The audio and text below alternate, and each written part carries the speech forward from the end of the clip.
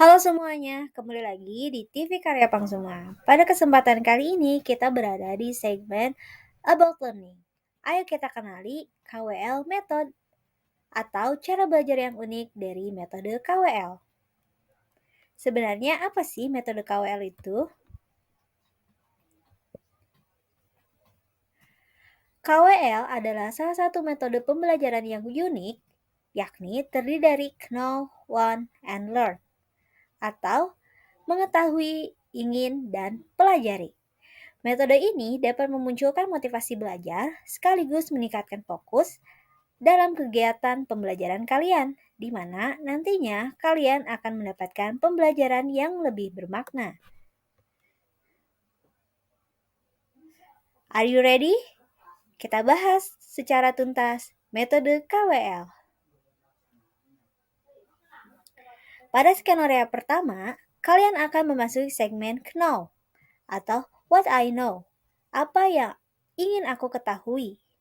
Semisal, kamu ingin mengetahui apa itu astronomi dan yang bekerjanya adalah astronot. Knowing, mengetahui astronomi adalah pekerjaan dari astronot. Selanjutnya, pada skenario kedua, kalian ingin mengetahui apa yang ingin kalian ketahui. Nah, pada segmen ini kalian bisa dibantu dengan 5W1H, yakni tentang what atau apa, who atau siapa, why atau kenapa, when atau kapan, where di mana, dan how bagaimana. Semisal, kita gunakan 5W1H tersebut ke dalam pertanyaan-pertanyaan penuntun. Apa itu astronomi? Siapa yang mempelajari astronomi? Kenapa astronot bisa keluar angkasa? Kapan mereka akan pergi ke bulan? Di mana mereka tidur ketika berada dalam roket? Bagaimana mereka bisa mengapung di sana? Nah, pada skenario kedua ini, kalian akan mengumpulkan sebanyak mungkin informasi yang kalian butuhkan.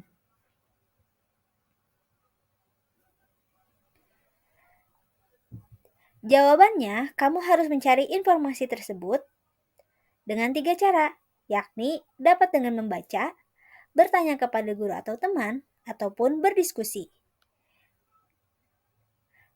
Dengan melalui 3 cara tersebut, kamu dapat menjawab pertanyaan-pertanyaan penuntun yang telah kamu rumuskan.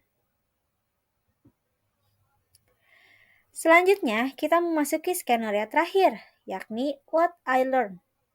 Apa yang saya pelajari? Pada tahapan ini, kamu dapat menarik sebuah kesimpulan dari pemahaman awal yang kamu punya dengan pengetahuan yang kamu peroleh dari proses sebelumnya. Pengetahuan awal adalah sebuah prakonsepsi, yakni konsep dasar yang kamu pelajari sebelum kamu mempelajari, membaca, atau menerima informasi dari topik pelajaran tersebut. Sedangkan, konsep adalah pengetahuan yang kamu peroleh ketika kamu melakukan kegiatan pembelajaran. Nah, dari prakonsepsi dan konsep tersebut akan memunculkan pemahaman yang utuh.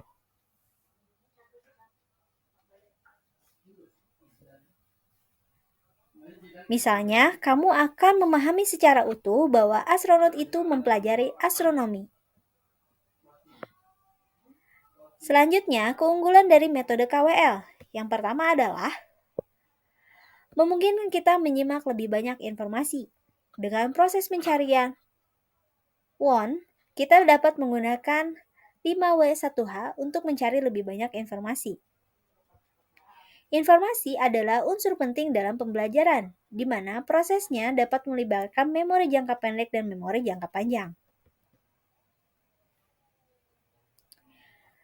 Informasi dapat membuat otak untuk aktif dalam mengolah informasi dan membuat memori jangka panjang.